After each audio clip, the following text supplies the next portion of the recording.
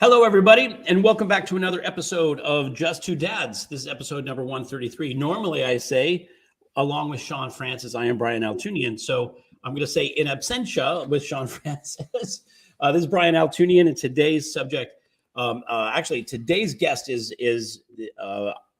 we say this every time. Justin, we say this every time.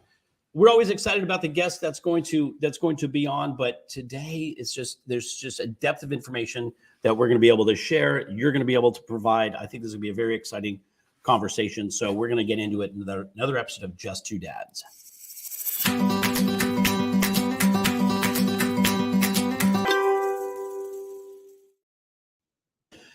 Hello, everybody, and welcome to Just Two Dads. I am Brian Altunian. My co-host and co-founder and partner, Mr. Sean Francis, is not with us at the beginning of the show anyways. He may be joining us at some point, but I'm going to carry on. People have told me I've got broad shoulders, so I think I can handle this conversation today on my own.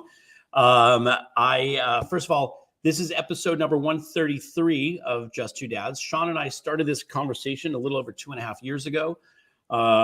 Just Two Dads, talking about issues that we faced as men, as businessmen, as husbands, as fathers, dealing with, our neurotypical family members, as well as those who were struggling with some special needs, some medically complex issues, some would say a disability.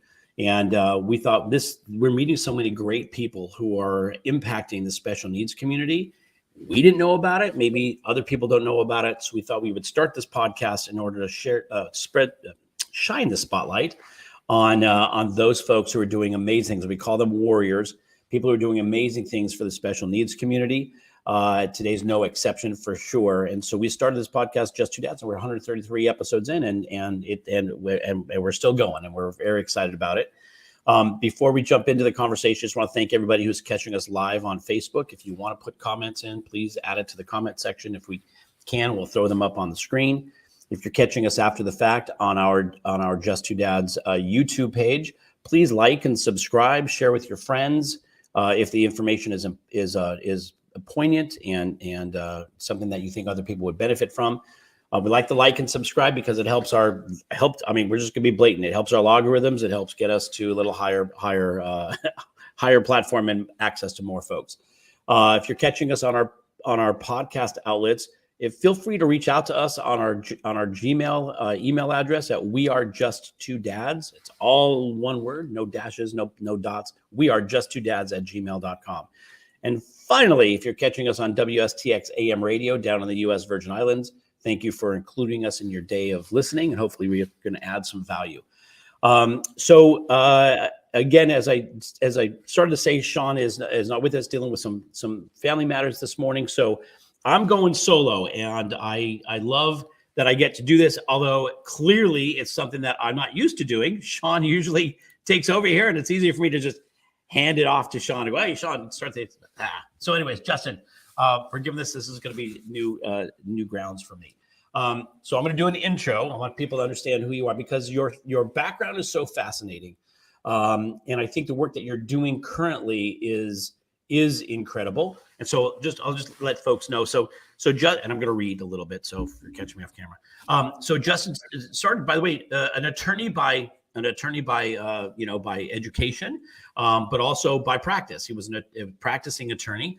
It was working with companies. I'm going to read this. Working with companies focused on optimizing human performance, wellness, and mental health. He practiced law for 15 years, and working with Deepak Chopra and other folks in that arena, which is, and by the way, I think still chief operating officer of Deepak Chopra's foundation. Is that correct? Yeah. Great. So that's an amazing thing. So the access to, again, ascension, higher learning, broad, mental health and awareness. Also was part of the founding team of CrossFit. So now we're talking physical health and well-being as well. Dozens of global technology entrepreneurs. So now he's focused on empowering families that are impacted by autism. So he has founded the company called NuroLux, which we're going to talk about today. And just for folks to know, NuroLux is a technology that provides families impacted by autism with education, customized care planning, and coaching based on his journey with his own son. So Justin, again, a general partner in a law firm, in addition to forming NuroLux and working with Deepak Chopra, and just an amazing, I like to call him an ascended individual, because this guy just has tapped into a higher level. And so today's conversation is going to be great, and hopefully we're going to try to keep it to an hour. We're going to keep it to an hour, everybody. So Justin, welcome to the program. Good to see you. Thank you so much for having me, and thank you for all the great work you and Sean are doing as well. Really excited to be here. Thank you. We appreciate that. We have, by the way, we're not doing this on our own. We have our producing partner, also named Sean Hall, out in Hawaii, who helps keep us on track. He'll put stuff into the comment section, and he's going to buzz me at some point to say stop talking and let Justin answer a question. But I thank Sean for keeping us on track. And the folks at Billy Footwear, who do adaptive footwear for folks that have physical issues, putting on their shoes sometimes is the last thing that people think about when folks who have physical restrictions. And so Billy Footwear does amazing work. So we encourage you to go read the story about Billy Price, the founder of Billy Footwear. His personal story is amazing.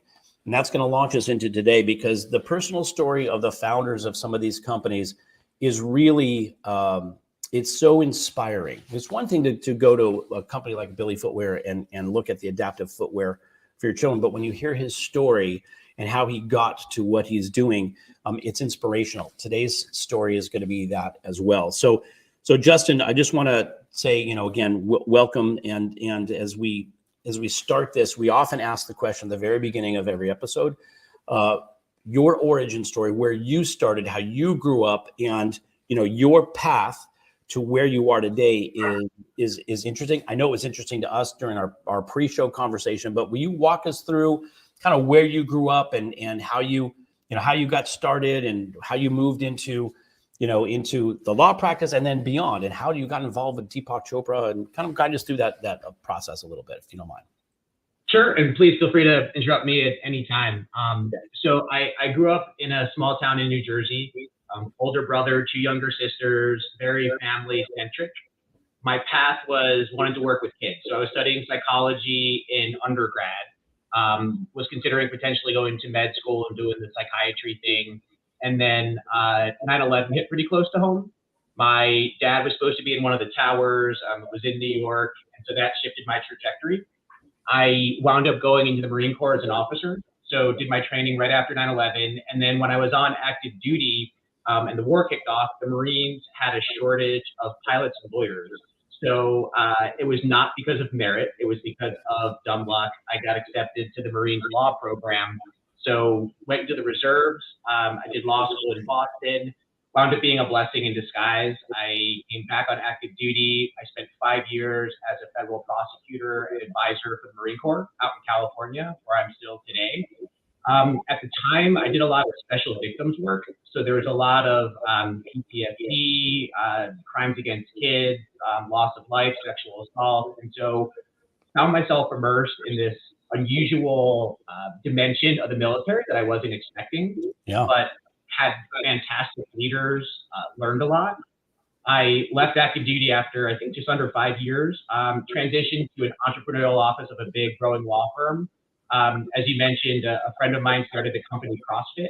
So I was fortunate enough, as I was building my practice, to help CrossFit during its hyper growth years. And that really taught me the playbook on how to build and scale a disruptive company. Met so many amazing entrepreneurs from around the world doing different things in I'd call it the well-being continuum. Yeah. From nutrition to mental health to fitness. What I started doing at my firm at the time, because I realized that I really was in love with entrepreneurs and foundations. So I started building out these pro bono programs to give foundations and entrepreneurs, especially if there was a well-being or mental health component, access to big firm resources for free.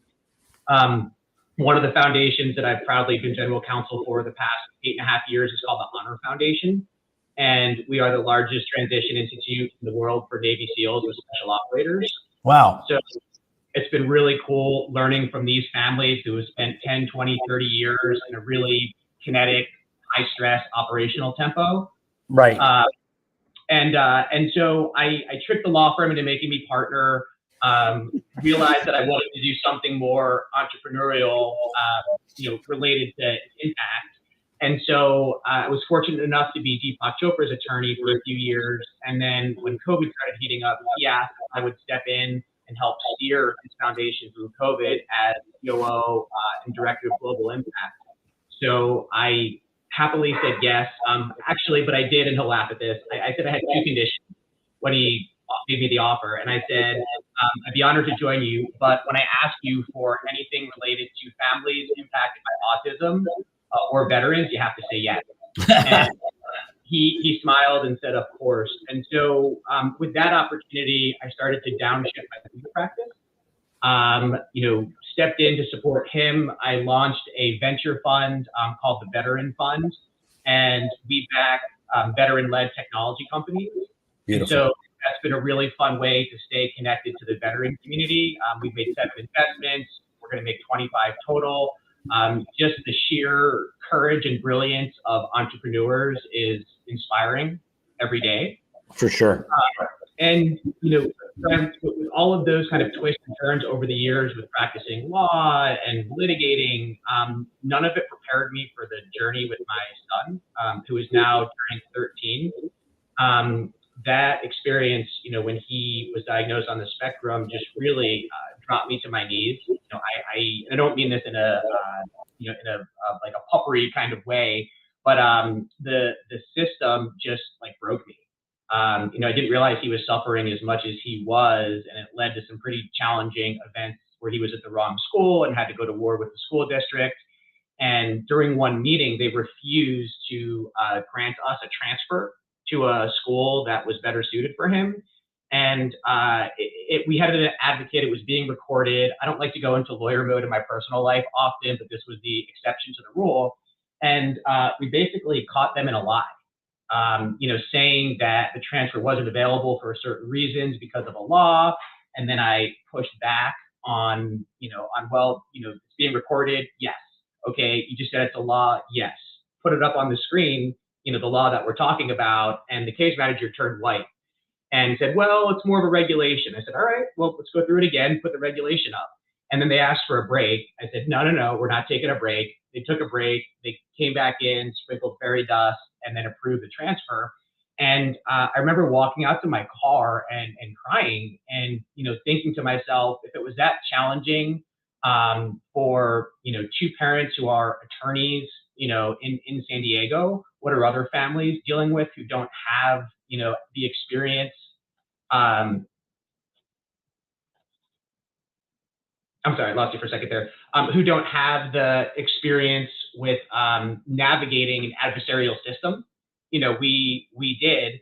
And so that's where NuroLux kind of came into focus, where, I wanted to solve my own problem and create a platform for the resources that I wished were there for me during the early stages of my family's journey. And so right now, it's such an exciting chapter of my life because I'm kind of cross-pollinating the things that I love the most, which is well-being and mental health, innovation. I have one play in my playbook, and that's surround myself with smarter people.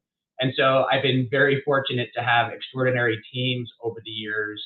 And it's really such a fun chapter now where I want to follow all of that, support families, not just impacted by autism, but with any child with a disability. So I love that. And I definitely want to get into NuroLux because I'm excited about it as well. I've seen a little bit. I've seen the splash page that you've got up, and I'm excited about where that's going. So we're going to get to that in just a second. So I want to go back. Your son was diagnosed 13 years ago.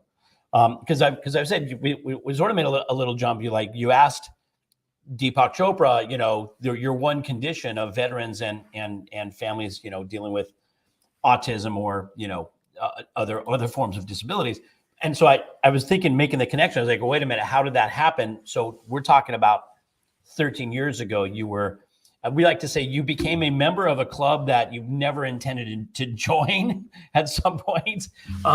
So let's talk about that. And by the way, obviously, let's just ask some basic, simple question. Where'd you go to undergrad to do your studies? Marist College in upstate New York. Yeah, Marist. So my kids looked at Marist College, love that school. And your law degree, where's that from? Boston University School of Law. Again, another great school. Fantastic. Awesome. And so somewhere along the way, you got married, I'm assuming. You had.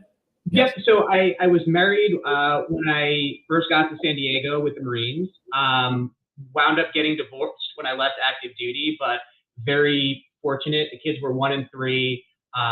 Their mom is an amazing mom and human. We're very close. Our co-parenting has been really flawless with her travels and my travels. And so could not be more grateful and lucky in that department as well.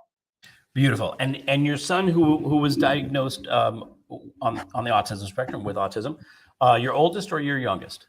My oldest. And Brian, first of all, math is not a strong suit for me, but just timeline wise for what you mentioned, one of the things that, as you know, many parents go through is kind of have to back into something being wrong and there being a diagnosis and then the wait times and the wait list. So I wish it was 13 years because that would have made it a lot easier to have the diagnosis, but it wasn't until I think he was around 3, after wait list and other things. And so I can't give myself credit for being in this arena for 13 years. It's been probably closer to 10 since kind of crossing that line of departure.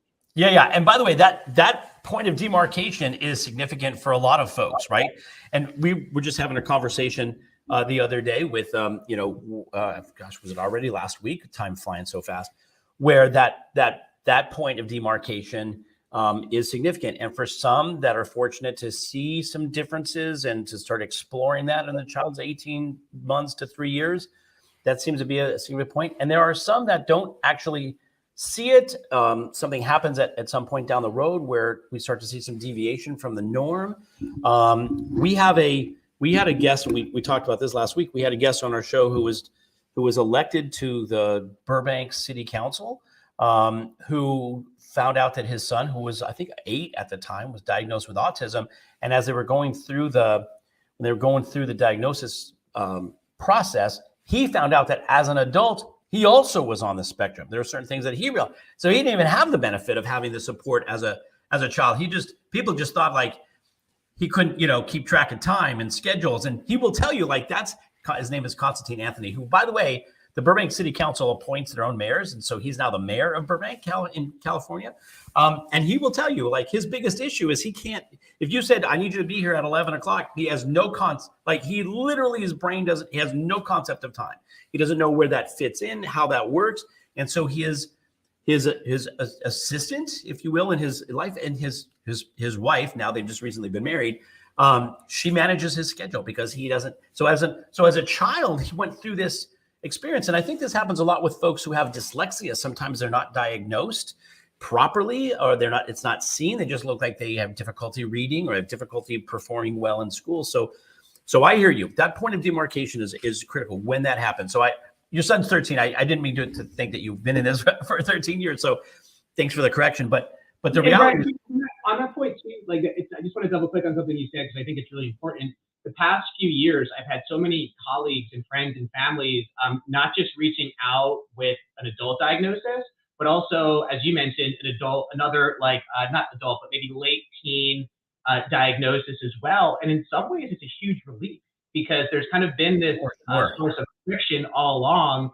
And then kind of the acceptance and the healing that happens kind of, I think, recalibrates. So in some ways, based on what stage in someone's trajectory we're talking about, it can be a positive as well. For sure. I think, sometimes, especially for parents who have, may have neurotypical children, well, I don't why, some kids are why can't you be like your sister? Why that comes up, you're and so sometimes it's a struggle, and is it behavioral, and what are all the factors involved?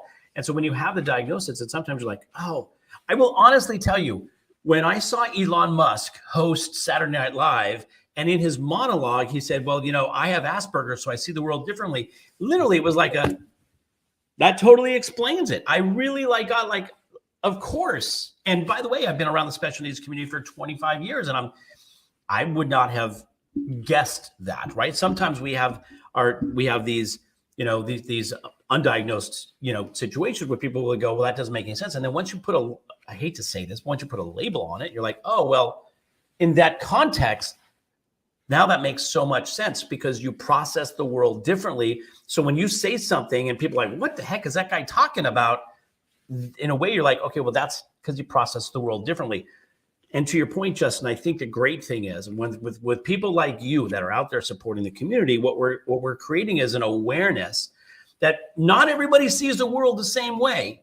Whether you're neurotypical or you have certain issues, like we don't see the world, we don't process our world in the same way. And so, it's unfortunate that you have to put a label on it to create that empathy, if you will. But at the same time, to your point, sometimes it's a relief to go, okay, well, now that we understand what it is, now we can deal with what that means, and if needed, how to treat, how to support, how to honor that, and how to take care of all that. So I love that. And so let me ask you, so your other child, neurotypical or? Yes. My daughter is, but what I would put an asterisk next to that, because I do think that siblings sometimes are kind of the unsung heroes when there's a child with special needs. And I do see kind of residual effects, right? There's some type of like attention seeking behavior and other things where I kind of, give her a little bit more latitude sometimes. And, it's hard. And as a single parent as well, I don't mean I'm not taking out my violin, just objectively speaking, when one child, needs your attention, you can't have it multiple places. So do my best to play zone defense since I can't play man to man. But it's hard sometimes. And not just that, like you brought up a really powerful point, and I want to add one layer to it, if that's okay. In addition to the story we tell ourselves, one of the areas of research that I've really been intrigued by the past year or two, and Deepak is a leader in this space, is the difference between genetics and epigenetics. So we've heard like nature and nurture and those types of things, but what a lot of the emerging research is showing is that a lot of us, I'll speak for myself, I thought that, I was largely stuck with my blueprint of DNA, whatever that was, for better or for worse. But what the research is starting to show is that epigenetics, the expression of our genes and the things that we're telling ourselves in our environment, have a just as significant or not more significant impact on our health and inflammation in our bodies and everything in between. And I won't go down the like woo-woo rabbit hole of the continuum of well-being and all the issues with modern medicine and holistic care. But I do think, especially with COVID, I think it's accelerating a lot of. I think it identified a lot of the chinks in the armor of modern medicine, especially as it relates to mental health. And I think the research now is starting to show that the things that we tell ourselves like really, really matter. For example, one of the things that Deepak is saying often in interviews and books is that we were in front of a group of family offices a few months ago. These are very well-connected, wealthy individuals focused on impact investing. He asked for a show of hands, how many times during a week do you say to someone or yourself, I don't have time for that? And then he started to share that your cells don't realize that you're being facetious. And, wherever that connection is between the mind and the body and the brain and the heart and the stomach and all of the things, when we say those things, there's a literal impact down to the cellular level. So I am hyper aware about the things that I'm telling myself. And so I think that opening up that aperture to what, in your example, someone has been telling themselves their whole life has a pretty profound impact. Yeah, no, I think Joe Dispenza, and I think there are a lot of people who have been talking about that mind-body connection for a long time. And by the way, when you talk, I mute as well, just to prevent an echo. So we're going back and forth muting. If people are watching, like, why are these guys muting each other? But anyways, so I agree. And by the way, I have sort of tested this theory out myself lately. There's a trip coming up, and there was a part of me that was like, I don't really want to go on this trip. And then, sure enough, the universe conspired to bring that about. Not my choice, really, like if I consciously think about it, but it's amazing how often that happens. I say it, I like a test because I am now testing that theory, and it's proven itself out over and over and over again. When I tell myself a certain thing, how often that it shows up. We have a mentor that we talk about all the time, a guy named Ed Milet, and Ed often talks about, he's like, I can't actually look at something and say, I want that, because it just shows up in my life now. That's how powerful that connection has been made.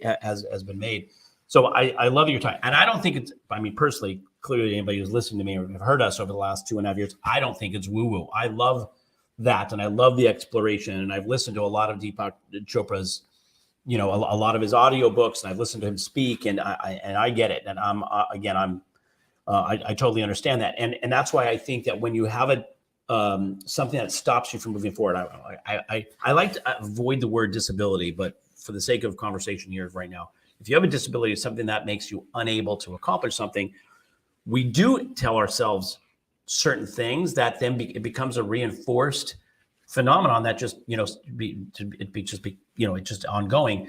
And I think, to your point, Justin, the pandemic exacerbated that. And you know, I have a 15-year-old, along with, you know, my older daughters now in their 20s, but my 15-year-old who went through middle school during the pandemic, and the change in socialization and the change of behaviors, and the reliance on social media and other things, I think have really impacted our youth. Maybe we've begun, but I don't think we've really truly comprehended the impact that the pandemic has caused on the mental health and these these talking points, these limiting beliefs that we tell ourselves. I don't think we've seen the impact on it. So having people like you, and obviously Deepak Chopra and Joe Dispenza, people who are helping to make that connection, it's just, again, we're building awareness in this space. So I rambled a little bit there, but thank you for making that point. And so I get it. By the way, I will tell you this, to your point about your daughter. For Jordan, my oldest daughter, who had learning disabilities, my second daughter, Gabby, is she's neurotypical, and she's kind of like, she's one of those high achievers. Like, she was, 3 majors in college, and she moved to Tel Aviv to, work. She lives in Tel Aviv. I'm in Los Angeles. Like, she couldn't be further away from me if she tried. And I think she's tried. And I didn't make that about me, but I'm saying, like, she's really a high achiever. And part of it was compensation. I think, like, there's a way of, like, I support my sister, but hey, by the way, I'm over here too. Like, I'm getting A's and A Dean's lists and everything. And you guys are happy when Jordan gets a C. And I know that can be a challenge for neurotypical children. So I think there's a whole bunch of stuff that we could talk about as it relates to siblings of children who have special needs issues, and how I think that's a whole segment of the community that we haven't really done much exploration. I don't know if you have a comment about that, but. No, I mean, I completely agree. And I'll plant a seed and let me know where you want to take it, because you'll see a few like angles here with things. I think that the way that we're told to process the world, there's a lot of external validation that is part of the process, right? We start with, grades in school as your measure of success, which are pretty linear, and then it becomes job titles and compensation and promotions and all of that. But at some point, I think the narrative starts to shift, where we realize, and for me, I'll speak for myself, running into a few walls and getting to what I thought were goals and having it be very different than I thought it was going to be, I realized that something had to shift about that paradigm. And so, if we're taught and kind of programmed to measure ourselves by external validation, whether it's titles or what we do, those types of things, that gets very difficult when there's a curveball thrown at you when your child has additional complexities. And where Sean and I first connected, I was speaking on a podcast, probably putting everyone to sleep, and I mentioned something about grieving, right? Like, when there's so much pain associated with the fear of not knowing when those diagnoses happen, that it's really hard. But what I learned for myself was I had to actually grieve my own ego, because, when I was having kids, I was thinking about, all right, like, what country is my kid going to run, or company, or professional sports team? Like, 2, is he going to drive a car or have a relationship or talk, or any of that? And what I realized was that was my issue, not his. And so I kind of learned the hard way, and this was before I kind of had the resources and community I have now with Deepak and, a pretty robust, just incredible people who care deeply about what I'm doing and my family's journey. But there was an acceptance. There was an acceptance piece, and I realized how much fear was impacting me kind of minute to minute, day to day. And I wouldn't admit it because I'm a stubborn Marine from Jersey. But if I'm being really honest, in hindsight, fear dictated so much of how I live my life day to day. And it's not like it's gone. It's still very much there when there's blips in the radar and other challenges. But I think just the awareness and acceptance about really learning how to love unconditionally. My son has been my greatest teacher of my life, and my daughter as well. And so I think that there's something really powerful to explore there, because, when we're living in our lives in a place of authenticity and love, it just feels right. Like there's that just knowing, whether it's religious or spiritual or whatever you want to call it, as opposed to, processing life through fear, where you feel like you're walking on pins and needles and there's anxiety and correlating health issues. And so a lot there to unpack, but very passionate about that acceptance piece of things, right? For sure. And I think, I think that it takes somebody who's reached a level of maturity to be able to say, I have to put my ego in check to be able to say, that what you just expressed, right? To be able to say, like, I'm learning from my children. We find this a lot with families in special needs community, where they say, my son or my daughter is my greatest teacher. I think you have to be able to put your ego aside to make that statement, because as some parents, like, I'm going to teach my kids everything they need to learn. I'm going to teach them values. I'm going to teach them, morals and ethics and blah, blah, blah. And then the rest is up to them, and, good luck to them. And, but I think that it really takes somebody to go, hey, I'm what I thought the world was supposed to look like. It doesn't look that way. The picture's different. And I'm going to learn from this experience. I want to evolve, and I'm going to pay attention. And my children on this, with this, with whatever their issues are, those become my greatest teachers. So I love that you said that. And it's consistent with, so many families, as I'm sure you've encountered in the special needs community. And one of those areas where I wish that it would transcend to other folks, to know that we're not here with very specific ideas of how the world is supposed to work, even though society loves to impress that upon us.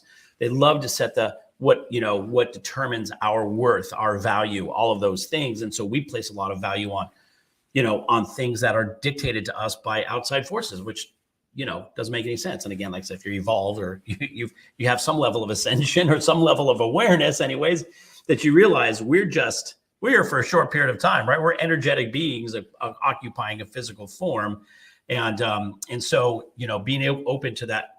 And the last thing I'll say to your comment is, I think the common point that all of us parents share is that mourning for who we thought our children were going to be and what our lives were going to look like with those children, those certain expectations. And it's okay to grieve the loss of that life, that ego. Yeah, it's a part of our existence, really. Yeah, and I think this is a broad stroke, but just caregivers as a whole are often, their well-being is neglected, right? Like, we've all heard the oxygen mask on first on a plane thing. Everyone's like, yeah, whatever. But I feel, in the communities I've been lucky enough to serve in, directly or indirectly, so not just my military experience, but now with the Honor Foundation and special operators, the spouses are the unsung heroes. A lot of the attention is on the operator, and that's very important because there's neurological and biological and other things going on there. But what about the spouse who's kind of keeping, the ship on the track? Same thing with medical providers, with doctors and nurses.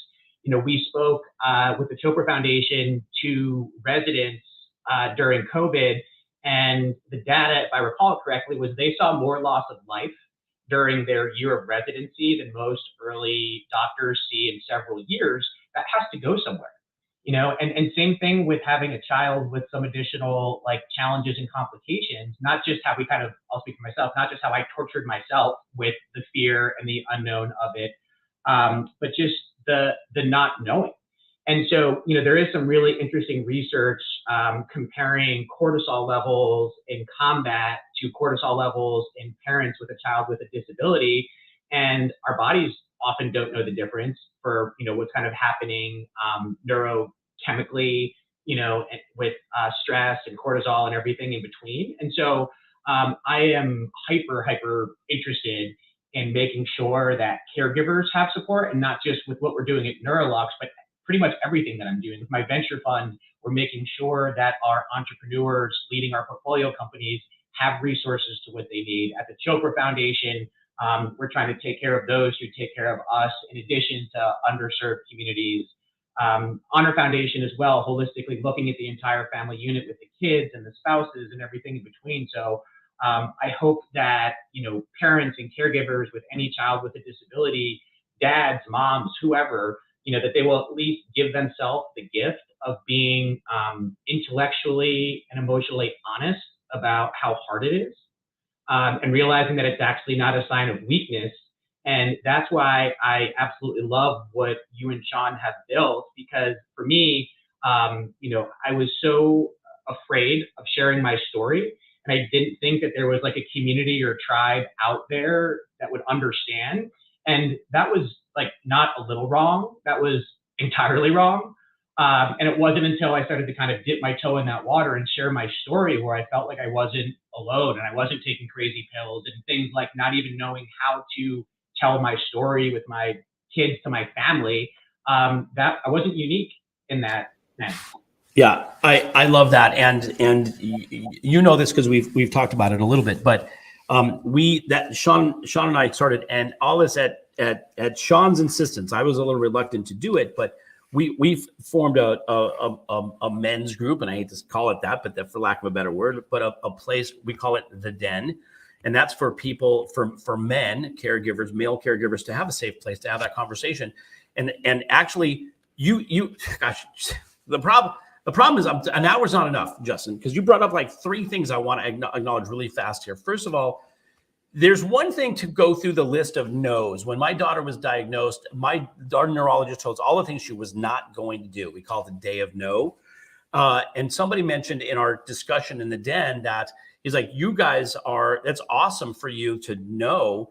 We have a list of unknowns. You mentioned that. Like, there's one thing to know what your child can do, and there's one thing to know what your child's not going to be able to do. That makes it easy, but it's the unknown is a huge challenge. What do you do with the unknown? It's such an important thing to do, and having a safe place to have those kinds of conversations. And I learn something every day. We sort of guide the conversation. We're not guiding the conversation to any end other than just giving folks a safe place to be able to share their experiences. So you're right. You're not alone as a father. You're not alone as a parent.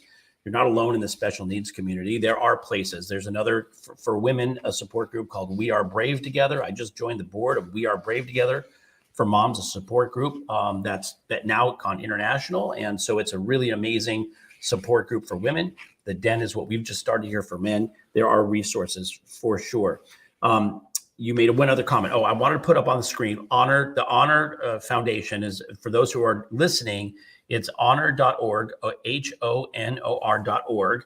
So go see what they're doing for veterans. And then also what you're doing with your investment firm, making sure that people that mental health is part of the conversation. Caregivers getting support and getting help. And, even for those, listen, a CEO of a startup company, of which I have been in the past, there's definitely maybe undiagnosed, maybe we have to give it a label, but there is something wrong with CEOs of startup companies. They don't see the world in the way that other people do, which is brilliant and exciting and crazy making at the same time. And there's a really interesting intersection there, Brian. If people want to see what we're doing a little bit differently on the mindfulness side and venture capital, it's www.veteran.fund.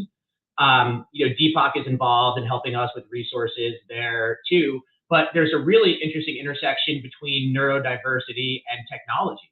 And there was just a paper that came out. I can send you the link after we get off on LinkedIn. I saw that talked about, it quantified the productivity of neurodiverse workers in the tech field, and it was really powerful.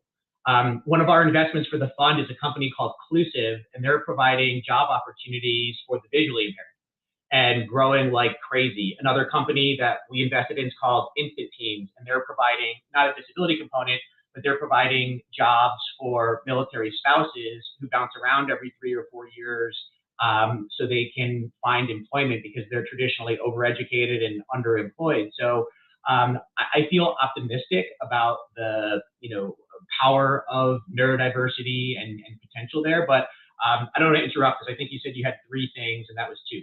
I I don't remember what the third one is now because I'm so fascinated. So you should. So by the way, can people go to your venture site and kind of look at these companies and the things that they're doing? Is there like portfolio company? Yeah. They can see our portfolio companies. We're growing like crazy.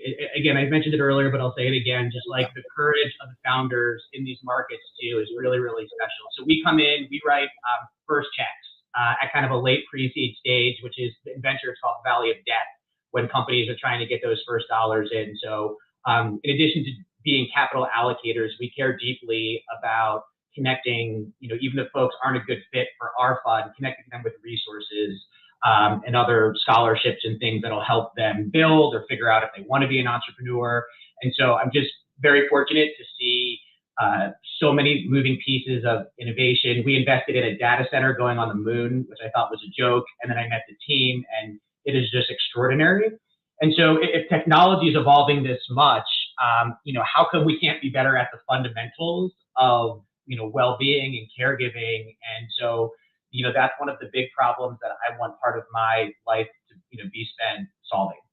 I love that. And again, as a former, CEO and founder of startup companies, I appreciate that. There's a lot of discussion in the last several years about mental health support for founders. And I'm amazed and not at the same time to see the number of CEOs who appear, truly by appearance, to be successful, who struggle with depression, anxiety, so many of these issues that, again, have been exacerbated by the pandemic first, now the banking crisis and the debt crisis and all these other things that are happening and bank failures and all this other stuff that's going on that is creating a level of anxiety that very few people can actually tolerate. So I love, Justin, I love that you guys are doing this work.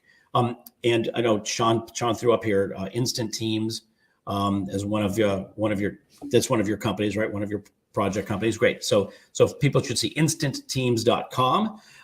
Veteran Fund is the veteran, and that's as it sounds. It's www.veteran.fund. Those are great places to go and see some of the resources that Justin's talking about. And then, and again, I told you this time is going to go by really fast. As we get to it, let's talk about NuroLux. So I remember the pre-show conversation we had with you, and I was like, well, this would be a fit. We just is like a 15, 20-minute conversation. We just make sure that there's a fit. And then with you, we kept asking you questions, and it was a prolonged conversation because it's so fascinating, all the stuff that you're doing. And I love that. I love that you've moved this into NuroLux as well. So I did not say it earlier, so thank you for your service. By the way, anybody who has contributed a portion of their life to serving others and serving this country deserve all of the accolades that they get and deserve so much more. So I am very appreciative of those who are in service today and those who have extended service to this country and to its citizens in the past. And so thank you very much for that. And that you've continued to do that in serving our community in a different form. So let's talk about that. Let's talk about NuroLux. And I'm going to throw that up on the screen for those who are listening. It's NuroLux, NuroLux, NuroLux.com. Let's talk about that because I want people to understand. You've started to say it and you've started to mention it, but in the context of NuroLux, let's talk about what that's all about and how that came about and where you're going with it and how that's manifesting. Sure. So, to pick up with something that you said, a thread that you were talking about is, I think one of the hardest parts when you were talking about your daughter being told no on the neuro test is that, we have to be advocates for ourselves and our kids. And the example I use is when a doctor goes to the doctors, it's not like the rest of us who are kind of being reactive. They go in and tell their doctor what they need because they know what to ask for and how to ask for it. And I think part of my journey was I didn't know what resources were available. I didn't know how to advocate for my kid. And in my experience, my kid almost had to fall off a cliff, and then magically I would learn that something would be available. And so when I left that meeting that I mentioned earlier, I wanted families to have a roadmap. to better understand what was next, because I felt so reactive in the cycle of like, okay, there's an IEP meeting, and then it's 30 days out, and then the data is from 3 months ago, and it's overwhelming.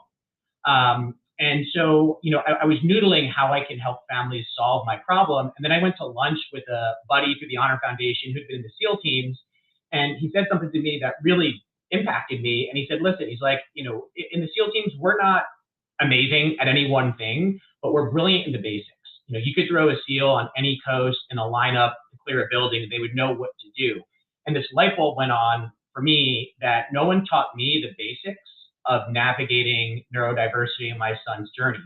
So with NuroLux, kind of our 3 buckets are assess, educate, and deliver solutions. The first bucket, assessment, my son's life was figuratively and literally saved by an incredible advocate and behavioral therapist, Dr. Jessica Taverniti, who came in and really leveled the playing field for us. I begged her to slow down her practice and build NuroLux with me, and she said yes. She's worked with kids and families and school districts around the world for the past almost 20 years, and what she did for my family was nothing short of miraculous. And so what she helped me realize is that the current assessments that are out there don't really meet families where they're at. They're every few years and they don't make sense, and it's really just to check a box. But how is someone going to help me and my family and the kind of moving target of my needs without an actionable assessment to start? So through a lot of market research, through our community's experience, we built these NeuroNavigator assessments to help families have a starting point, right? Really figure out what their needs are, and not just for their impacted kiddo, but the entire family as a whole. What we were talking about earlier with caregiver needs, the podcast that I was on where Sean and I met, we were talking about marital stress in special needs families. I think the latest stat is divorces are somewhere around like 80% or something really higher. Yeah, really alarming there. So we're looking at the whole family. And then once we meet families where they're at, that gets to our second bucket, which is education. And that is where I called in one of my Deepak favors that I mentioned earlier, which is through our academies, NuroLux's family academies, we want families to understand the basics. So what does a diagnosis mean? What does it not mean? What are things to expect the first year? How do you speak to your insurance carrier? How do you navigate when you're in these wait lists for services? I feel like in my own journey, I would finally, figure out what services I needed, and then I wouldn't be able to find them, or they would be 2 hours away, or there'd be a 3-year wait list, or they weren't reimbursed by insurance. And so by the time I learned all of that, we were already onto a new kind of buffet of needs. And so again, was always behind. And so I believe that if I had something like that, where someone taught me the fundamentals, if you look at any top performer in the world, whether it's a SEAL or a musician or a professional athlete, people see the sexy highlight reel, but they don't often appreciate how good those individuals are at the fundamentals. Right. And how much work they put in to get to that level of perfection, if you will, right? To get to those highlights. Totally. And I think there's a story, I think it was Michael Jordan, where this reporter was like following him around and like, I want to see how you practice. It's Michael Jordan. And, they're waiting, and Michael Jordan's doing these layups and free throws. And she's like, when are you going to do the magic? And he's like, this is my practice. And so we built an academy, and I would be happy to share it with you so you could see it. And I always welcome feedback. But the point of that first academy is to help shine a little bit of light on the landscape, the core issues that all families deal with. And then based on our assessment results and after kind of understanding the landscape, then we deliver solutions, which is our last bucket, which is going to be connecting families to resources, avoiding some of the wait lists and trying to cut that down.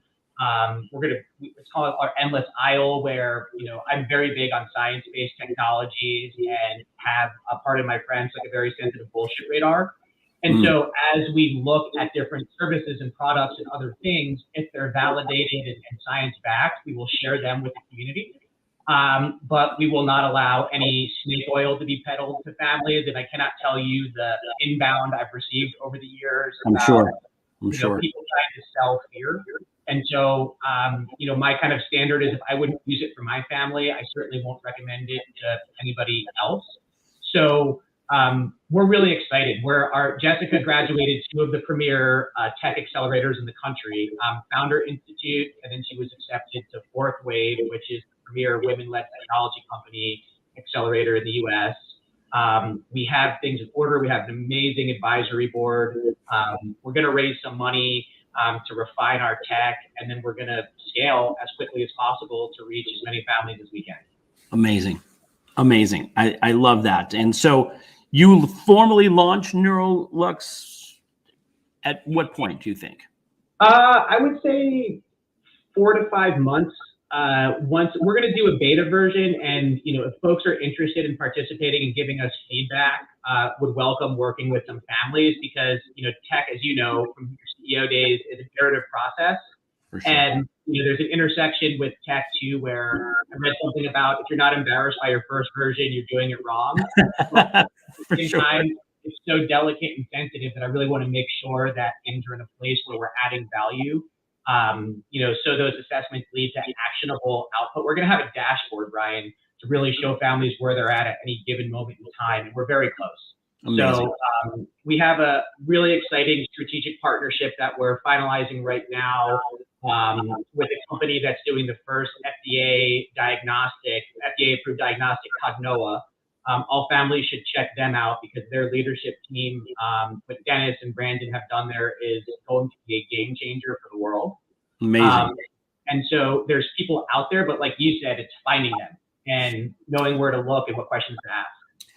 Well, hopefully, we are playing a small role in trying to, create some awareness for programs that are available to folks with this podcast and other stuff that we're doing. And so I'm so glad that you guys are doing this as well. And I think that FDA approved, assessment tool is going to be game changing. And so I'm excited to see what happens there. And Justin, I as I said to you in the very beginning, I knew that this time is going to go by so fast. There's so much stuff I feel like we just scratched the surface on so many things that you're doing, and again, honored that you are spending a bit of time with us and with the folks who watch our podcast and listen to our podcast. So, thank you for the work that you're doing. It really is incredible. And I want to ask you, so every episode, we ask a question at the end. This is that point in the episode where we ask the question. Our ability to change the world starts with our ability to change ourselves. And so a lot of times we have a little bit of reluctance. We hold on to our convictions very strongly. I think folks in the special needs community are able to give up some of their convictions probably easier than others. But for you, if you thought about one strong conviction or, a thought that you held on to dearly that you no longer believe, what would that one be for you? I think it would,